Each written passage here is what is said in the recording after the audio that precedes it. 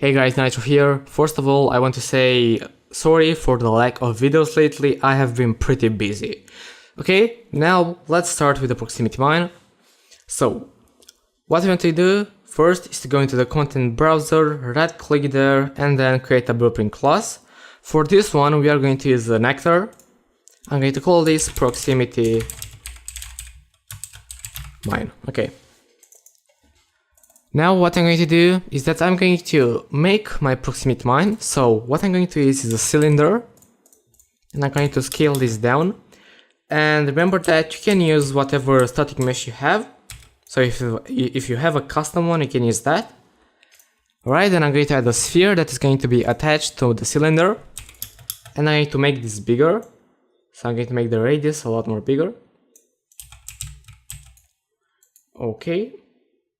Actually, what I'm going to do is that I'm going to recreate the sphere without attaching it to the cylinder, and then I'm going to manually attach it. And now I'm going to make the sphere bigger. Okay, so let's say 150. And as well, I'm going to uncheck hidden in game, so I'll be able to see this sphere. Okay, now let's place one of these actors in the world. Okay, and as you can see, it's looking pretty good. We have the sphere, and I think this could even be a little bit bigger. So let's make it 250. And as well, we can set the color, let's say a blue color. Right, let's see now. Okay, now it has a pretty good radius. Now, what we want to do is to go into sphere and on component begin overlap. So click that plus button. And from the other actor, what we want to do is to cast to our character. So I'm going to get cast to character. Alright. Remember that your character might have a different name. Use that. Okay. And from this execution pin, I'm going to spawn emitter at location. And now I'm going to get actor location. I'm going to plug the return value in the location. I'm going to play sound 2D, and that is going to be explosion, and the volume is going to be lower for me. Alright, and as well, let's set the emitter template, which is going to be explosion. Alright, and then we are going to destroy the actor. Alright, so let's see if this is working. Yeah, it's working pretty good. Let's set the scale of the explosion to be 3, 3, and 3. Alright, so it looks pretty good. As well, let me make this a lower value. Alright, so now let's set up a health system for our character as well, to be able to actually deal damage to our character. So here, I'm going to get into my character, and I'm going to create a new variable, which is going to be called HP, and I'm going to make this a float.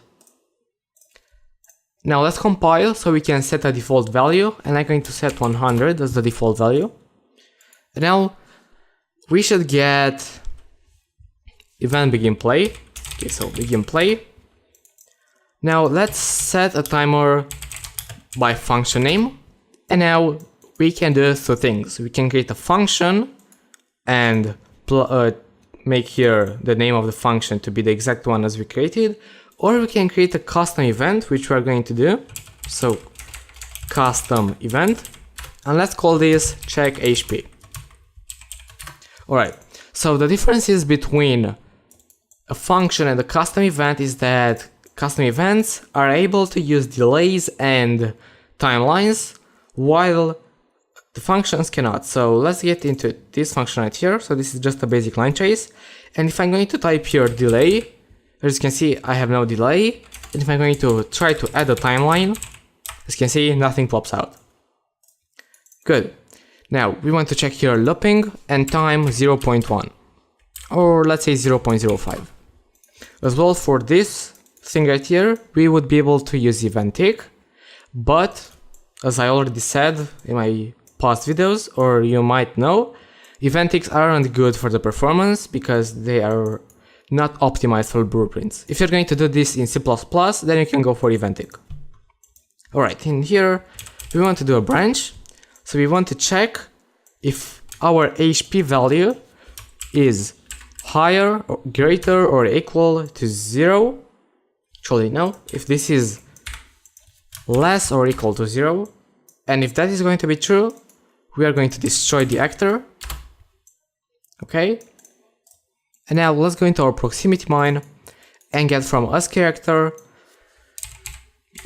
let's say set HP, right? So get this, plug this in here, and then from this execution pin to the spawn emitter location, we are going to get the HP once again. Right, so get HP. And here I want a random value. So HP, and we are going to set a float minus float, and then we are going to set the HP to be this value right here. So from the other value, which we are going to subtract, right here we are going to get a random float in range. Minimum is going to be, let's say, 20, and maximum 37.